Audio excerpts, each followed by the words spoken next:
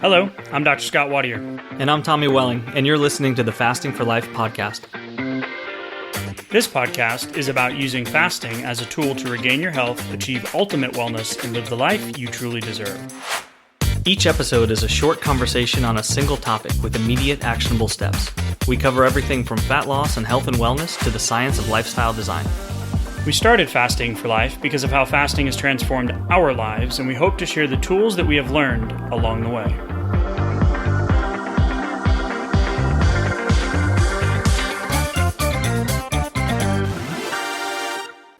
Hey everyone, welcome to the Fasting for Life podcast. My name is Dr. Scott Wadier, and I'm here as always with my good friend and colleague Tommy Welling. Good afternoon to you, sir.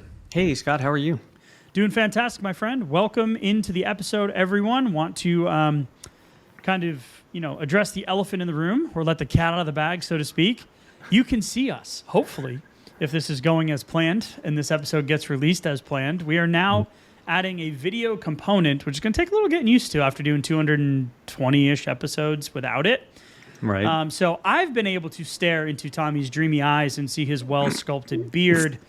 Over the months to years now that we've been doing this, but now you get to see him as well.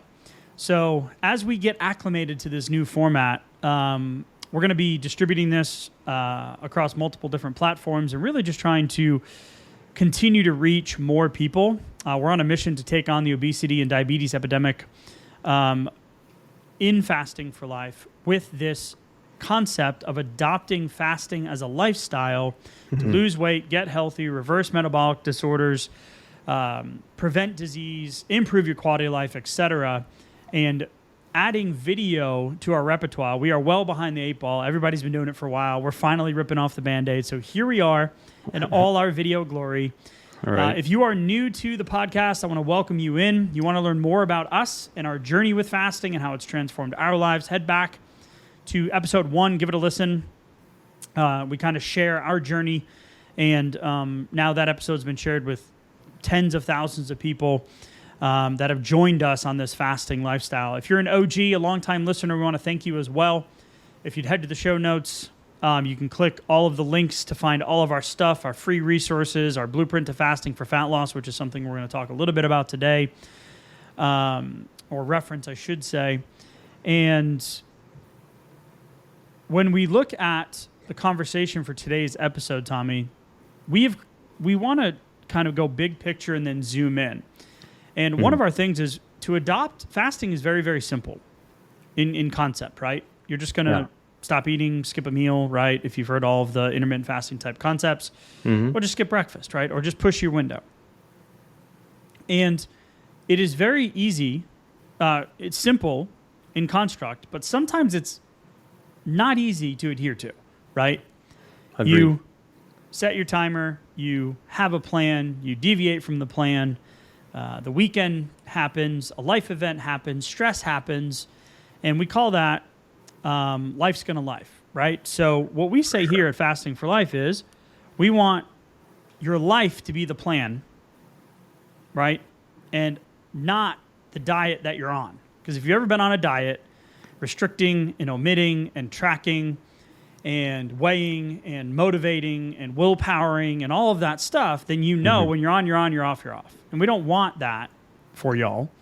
We want this to become intuitive. We want this to become freeing. We want this to simplify your life. So Tommy, when we talk today about a blueprint, we're going to reference the blueprint to fasting for fat loss. You can click the link in the show notes. It's a free 20-page PDF. It gives you a little bit of insight into the science behind fasting and how we think about it and some schedules, etc.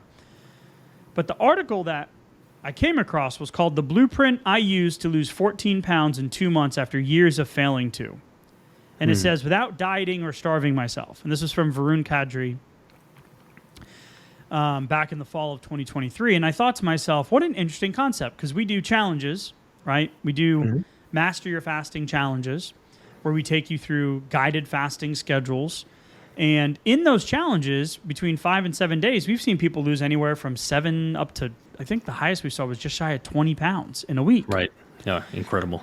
Right? Because fasting can really get the needle moving quickly. So I look at this and I was like, you know what? I want to talk through this in a way and apply this to a fasting lifestyle because some of the same principles truly do apply in how you can consistently lose weight. And we talk a lot on this podcast about other metrics that are more important, right? When we're talking about, and we'll talk about that a little bit later, in waist circumference and insulin sensitivity and insulin resistance and fasting insulin and all these different things.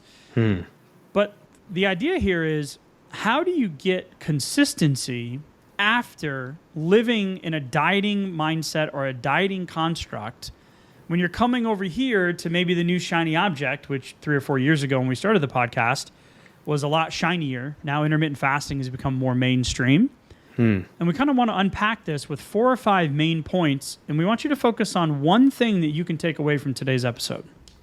Yeah, I think, part of the inspiration for this as a conversation starter was just the fact that it resonates with me. I know it resonates with you. It resonates with so many people out there as far as like just feeling stuck, like trying to count calories and count the macros and do all of the things that we're told that we should be doing and that they should be working if we're doing them diligently.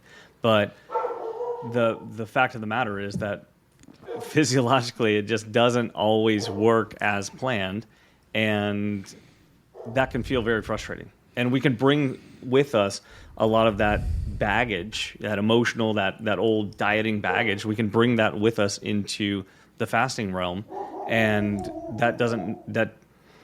we have to understand that we will be bringing some of that with us, and that if we apply our tools in a different way, then we are likely to get better results. But it's not guaranteed that it's going to happen immediately. And we're still on this fasting journey as well, right? So if you've heard the most recent podcast, just had a new DEXA scan done, gained a couple pounds of muscle, lost a pound of visceral fat. Weight pretty much stayed the same over the last 9 months, but I wasn't doing any real, like, trying to move the needle in that category at all, but really focusing on the visceral fat. If that's a new term, you can just search our podcast. We got multiple episodes on that in itself. That's one of those metrics that's more important, yeah. Right, that's one of those things that we want to focus on. And the reality is coming from this stuck standpoint, right? Yeah. Like, your story, my story, head back, listen to the episode if you haven't heard in a while, if you've never heard it. Like, I mean, I feel like that's why it's the podcast has taken off the way it has, and because it is relatable in a way where it's like, this is like day-to-day stuff, right? So there's nothing, in my opinion, having been there multiple times and having paid lots of money for coaches and functional medicine and diagnostics and tests and all of this stuff, being like, okay, why do I always feel tired? Why is the weight not staying off? And people are like, oh, you're not disciplined enough. Okay, fine. There are times of seasons of life where that happens. But there's nothing worse than being like feeling unfit, overweight, unhealthy, and like, honestly, nothing really feels good. And a lot of us who have come to fasting come with that, like you mentioned, that dieting construct or that dieting mindset, right? So we've seen some threads after, 550, 700 people going through our different challenges or programs, the coaching that we have now and the group that we have, the VIP group, and, the tens of thousands of messages that we've gotten now over the course of having, a few hundred podcast episodes. There's some threads of things that we see that really stop you from finally succeeding. And that was kind of the big takeaway from this article. I was like, you know what? I love how it's framed in I've tried, I've failed, but I'm finally succeeding now. Because 3 years ago, I was 50 pounds heavier. My fasting insulin number was higher. I was not as good of a dad, supportive husband, energetic, nonstop, like, let's go do something fun kind of guy, because I was feeling like crap, even though my labs were just on the borderline of being off. Sure. And I just couldn't get traction with the dieting culture, the dieting mindset, the tracking, the weighing, all of that stuff. On and off, had temporary success, but never became part of that 5%. So point one here is really, like, stop waiting. How many times have I had that thought? Like, I'm waiting for my next round of motivation to kind of like come hit me so I can get this thing, kind of like pull the boat, into the water, like out of the muck here, so I can get going again. And it's like you're waiting for that motivation, or maybe you're waiting until it like really gets bad, or you really felt ready to change, or you really felt like exercising. Or your doctor gives you an ultimatum. Right? So waiting and putting that off, we like to call it delegating to the future you, is really just a form of procrastination. Like For we sure. rationalize with ourselves, we lie to ourselves, we fool ourselves. Man, I'll get my stuff together when I finally, when the pain of change is less than the pain of staying the same. Right? I'll do it when I'm motivated, right? And all of that is just wrong. The I'll be happy when construct as well. Like, you got to start before you're ready, right? Motivation is so mythical. Episode 125, if you want to go hear our conversation about willpower, won't power, and want power, right? It's a good one. Discipline is created by taking action, not by being motivated to do the thing. Like, just think of a toddler. Tell anyone, like, don't do the thing, and that's all they can think about. It's like, don't eat on the couch. That's all they want to do is eat on the couch. Right. Right? Like, you don't want to do...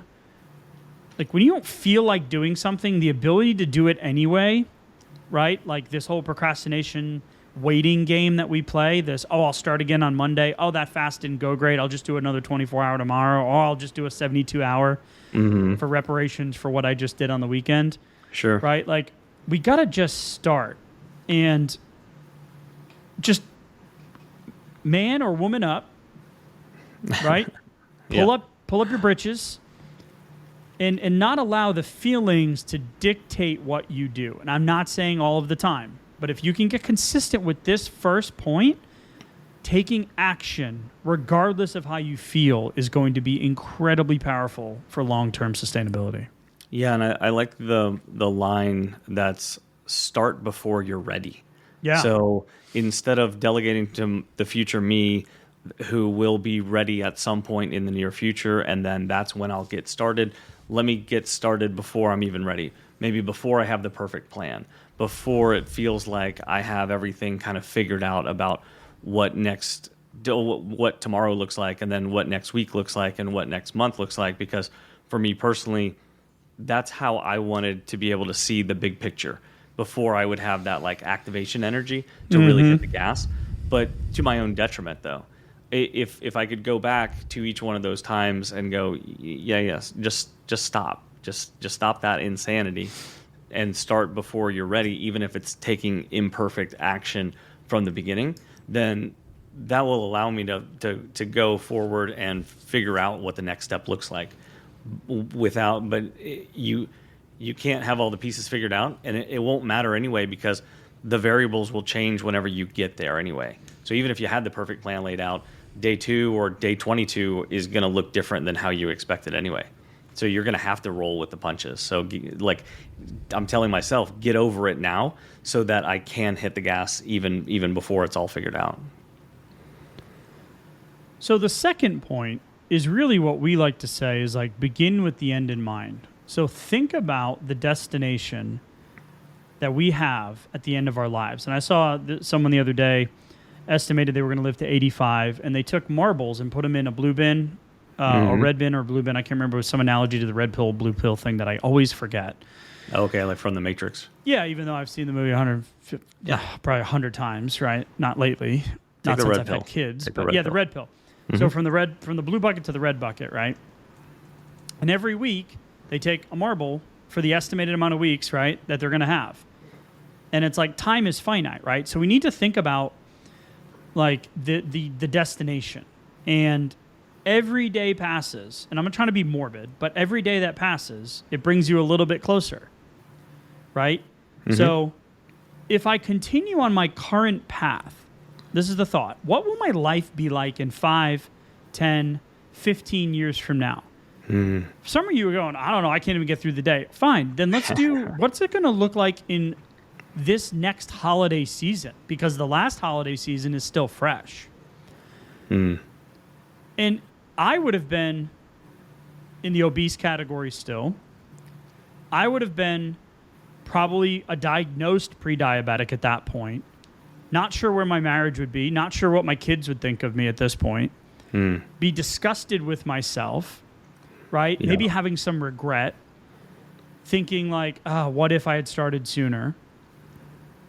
So the future you is in the hands of the current you.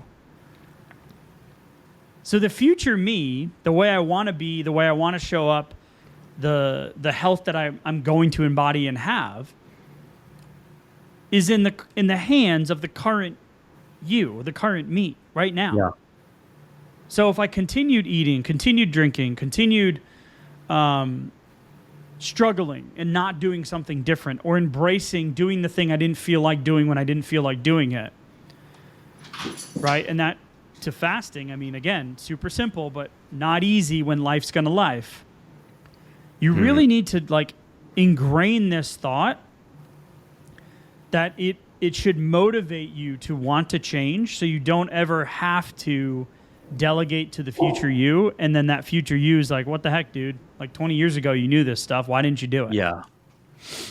Yeah, it's a bit late, in the game at that point to to start steering the car in a different direction, if you will, at that point. So that's absolutely part of the just getting started now. And if I was able to go back, like, man, just what you just said about going back a few years, or how it would have looked like if you hadn't gotten started at that point. Right. That really takes me to a point of like, I can't imagine the regret that I would have looking back at the last few years of opportunity to do better and to make improvements. And like every day is not a 10 for sure, but staying consistent with it and taking a look at where do I want my trajectory to be headed towards, where do I want that to be going, is like I have a powerful opportunity right here. Listen, I just found 11 years ago, I had the Facebook memories thing that pops up, which now I can't find, and somebody tried to tell me to find it. I'm like, listen, I don't have that button on my phone. Yeah. Okay? That button doesn't exist. Not great with it. Okay? Early 40s. Don't pretend to have my handle on tech and keeping up with it, right? But, I thought I could handle Facebook. But it popped up, and it was me looking like the strong man in the off season with the big belly, and I could bench press a Buick, and I was doing macros and CrossFit and all these different things, and I was on my plan, and I would lose 15 or 20 pounds, but I still felt like crap, and I was always sore, and come to find out my insulin, number was in the low 20s when ideally it should be under 5 to 7, depending on who you want to listen to. Yeah. And, my blood sugar was still within the normal range, but my liver enzymes are off. And I just was waking up feeling like crap every day and just not feeling good. And I'm like, man, I'm 35, whatever, how old I was then, 32, 33. Mm-hmm. And then until like 35, it really started to hit. But when I'm looking back, I was teaching 30-day challenges and workshops and nutrition inside of my clinic. Mm-hmm. And I saw this picture, and it literally had insulin and hunger hormones on the slide behind me. And I was like, wait, I was still teaching in the caloric eat less, move more construct, even though I was still teaching all of these people about hormones. Sure. And I thought to myself, wouldn't it have been nice to know, to have been able to apply what I know now, right? What I learned when I went down the fasting rabbit hole with you in 2000, what was that, 19, right? Yeah. Like, if I could have applied that years before, before I was doing that workshop, that would have saved years of struggle. Yeah. Like, so it's crazy. So that whole, like, what if, look back, regret thing, I'm not a big fan of that. Mm-hmm. Me neither. But this whole, like, the future you is in the hands of the current you is a really powerful concept that I had never thought about until I read this article. Yeah, it makes you want to be a good steward of your time and your trajectory, doesn't it? Yeah. Yeah, man. And then the whole marble thing, and I was like, okay. So this leads me to point number 3. It's not supposed to feel like hell all the time. Okay? It's not supposed to be a struggle. More pain, more gain, Yeah. Or no a pain, fasting no gain, lifestyle is supposed to simplify, empower, encourage, move the needle, motivate you, excite you. Because if you just say the word diet, inherently we have a visceral response to it, right? Yeah. If you Starts with the word die. Yeah, if you've Yeah. gained or lost any weight at any point in time in your life. So the reality is you don't have to spend tons of hours at the gym and eat incredibly super clean to lose weight, especially with a fasting lifestyle. And don't get me wrong, those things are good for you, right? Overall health, yes. Avoid ultra processed and processed refined carbs and foods, right? Yes. But we obsess over these two levers. And Tim Ferriss has this question, like, what would it look like if this was easy? So what does your fasting lifestyle look like if it's easy? What does your workout or your activity that you do look like if it's easy? Because if you told me the only way to do it would be doing a caloric deficit, calories in, calories out, eating less, moving more, and I'd have to run to get there, I would just give up because I hate running. Right. So if you adopt the lifestyle and you're consistent in your fasting, then all of the other stuff that's typically hard to stick with becomes easier. Because it stacks the deck physiologically in your favor. So you got to think of this big picture. What does it look like for your fasting lifestyle to be easy? And that isn't eating OMAD every single day, eating OMAD dinner. Because then what happens when you're on vacation or you get a poor night's sleep or you're traveling or you've got life events? Or a lunch opportunity, or a brunch, invitation. Like what happens then if all you've been doing is 1 meal a day dinner, especially if it hasn't been working very well, or to maintain your results, or maybe it was working to move the scale, but that's really what you're looking forward to, but then it's slowed down or it stopped working, hit an OMAD plateau, let's say. So start with a list. What's your negotiables and non-negotiables? We talk about this all the time. And we have a challenge coming up on March 18th, new format, Master Your Fasting Challenge. Shameless plug right here because it literally, the word negotiable, we talk about this all throughout the challenge. Like, how do you make a fasting, this is one of the reasons why I really don't like answering the question, what's the best fasting schedule? I'm like, well, what's the one you can stick to? What's the one that makes your life simpler? What's the one that makes your day-to-day easier? What's the one that makes you feel good and you get excited about it? What's your most important goal right now? Right. What's the reasoning for it? What's the goal behind it, right? So fasting for us is non-negotiable for being healthy and losing weight and keeping the weight off for me. It's non-negotiable. But guess what is negotiable? Eating kale salads or running. I don't have to run and I don't have to eat kale salads. If you like that stuff, great. But this concept of how we can make this fun or make it enjoyable that's the sustainability piece. So you have to be self-aware is really what I'm getting at, Tommy. Yeah, and when you talk about sustainability and self-awareness, I mean, that's part of looking at this as an opportunity for your future trajectory right there. That's also being okay making decisions now that aren't necessarily going to be perfect, but taking an imperfect action. And that's also part of taking a look at what does this look like if it were easy? Okay, so that's an interesting, that's almost like a loaded question, because sometimes we associate harder work with better results. And so that can be problematic, especially when it comes to health, fat loss, fasting, taking control over what the scale's doing and how you're feeling, because fasting in and of itself is about not doing one thing that it might have been doing too much of or too often, or maybe in a suboptimal way for a while to put on additional weight, right? Like a lot of us find fasting because we're looking to gain control over the scale. Not always, but it's definitely a consideration.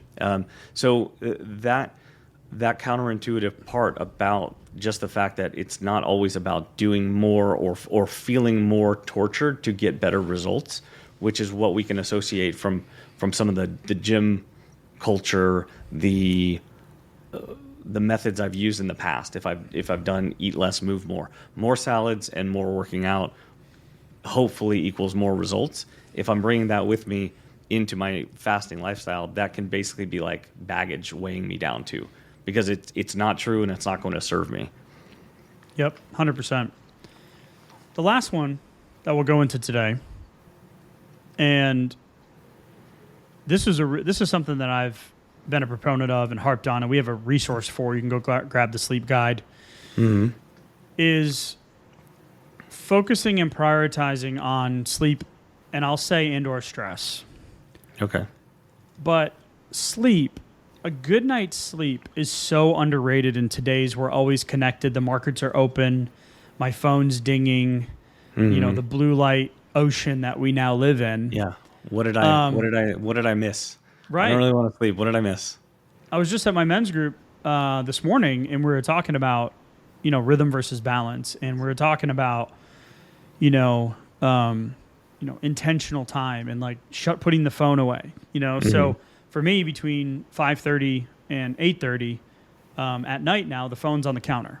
It's not in my pocket. It's not with me. Like, it's just gone. Sundays until about 8 o'clock at night when I prep for the following week.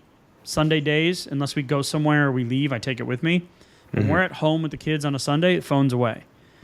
Nice. Because it's one of those things that increases that stress component. But that always connected piece really directly affects my sleep.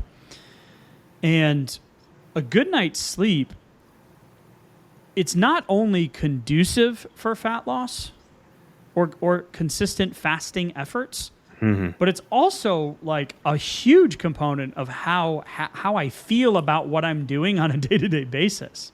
Of course. If you've got kids, like for me now, like hangovers are no longer non-negotiable. They're not.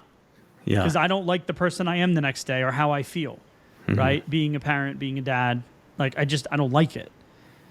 I don't like the way I feel. So sleep, never mind from a mental standpoint, but the best thing you can do for consistent fat loss and fasting and healthy lifestyle change is to prioritize your sleep. Never mind just from that mental component, but from the insulin resistance driving component also, because we know that one night of poor sleep under 6 hours, you can have a 30% sway in your blood sugar, cravings, mood. Yep. All of those things kick into play from a physiology standpoint. So it's really stacking the deck against you. And I'm working up now to where I used to get between, 5:45 and 6:30, but now I'm really, really, really, really shooting for that 7-hour mark. And the ultimate goal is really to get to 8. But it's just going to take a little bit of time. Yeah, it's definitely a consistency game to get your sleep improvement up for sure. Yep. But the physiological benefits are definitely there, but I think that the psychological benefits, the cravings, the motivation and willpower, even though we talk about we don't want to be relying on those things, but still from time to time we're going to need a little bit of them, and they're definitely easier to tap into whenever we've had a better sleep. We're also, like you mentioned, mood. Like your mood the next day is directly related to your sleep and your sleep quality. And that's a big part of enjoying the process too, though, because if I'm trying to get unstuck, if I'm trying to drop some weight that I haven't been able to drop in the past, or it keeps coming back, I'm trying to gain control of that. I really want to make sure that I'm enjoying this process. That's going to make it much more likely that I stick to, that I actually take the next step and tap into it the next day, and not just like get frustrated or as frustrated the first day or the first week that I don't seem to be making tangible progress. And a big part of that is feeling like I'm enjoying the process. So if anything I can do to elevate mood is going to be a very helpful part of this journey as well. And when you talked about thinking about what does it look like if it's easy, that also reinforces mood elevation that's correlated and associated with your strategy too. So what I mean by that is looking forward to the foods that are coming up in your nutrition window is a big part of enjoying the process, right? Looking forward to your next workout or your next exercise session, regardless of what that looks like take up, bike riding or swimming or, rock climbing, pickleball, martial arts, like thinking outside the box, not just, oh, I got to go do a spin class that I hate or whatever, no offense Right. to spin class. I've only done one and it was fun. I did like 11 miles or something, but it doesn't have to be something that's just a total grind. You want to look forward to as many of the pieces Right. of the puzzle as possible, right? Right. Now, there are times where it's like, oh, if you hate getting up at 5 a.m., then get up at 6, right? But then it's not like, oh, I hate working out in the morning, so I'm just not going to do it, right? Yeah. There's two different things. Like, Yeah. we've got that variability there, especially with, your fasting windows is the biggest thing that I can lead to. If not having dinner with the family is a big problem, then figure out a way to prioritize that a few nights a week where they feel your energy and your support and you're there. Yeah. But the other nights, then boom, like time to hit the longer 30, 36-hour fast. So you can head and grab the blueprint to fasting for fat loss. It's in the show notes. That has all the different fasting schedules, kind of a ramp up, 3 or 4 different weeks of examples there. But let's wrap it up, Tommy, with the 5-step plan, right? Because we started this conversation with, how this individual, kind of framed the article was, the blueprint I used to lose 14 pounds in 2 months after years of just failing miserably and being really frustrated about it. So some of the same stuff that we talk about, we talk way more about this type of stuff during our challenges than we do the actual fasting schedules, even though we give those to you. Right. But here's the five things to think about. And one of the things you can take away from today is stop waiting and delegating the future you and force yourself to start. It's the action that gets a result that keeps you motivated. You want more on that, episode 125. The second thing is begin with the end in mind. Like, think about what it's going to look like in 5, 10, 15 years. If you're where I was in my mid-30s going, what the heck? What's it going to look like in my mid-40s, mid-50s, mid-60s? Right? Just look around your family. Because the writing's on the wall. If you follow that path, you're going to get the similar result, right? For sure. The third thing would be like, what kind of movement, exercise / fasting, like what are the things in this lifestyle that you enjoy or dislike the least? Yeah. And do more of those. Yep. Love that. Sleep as much as you can.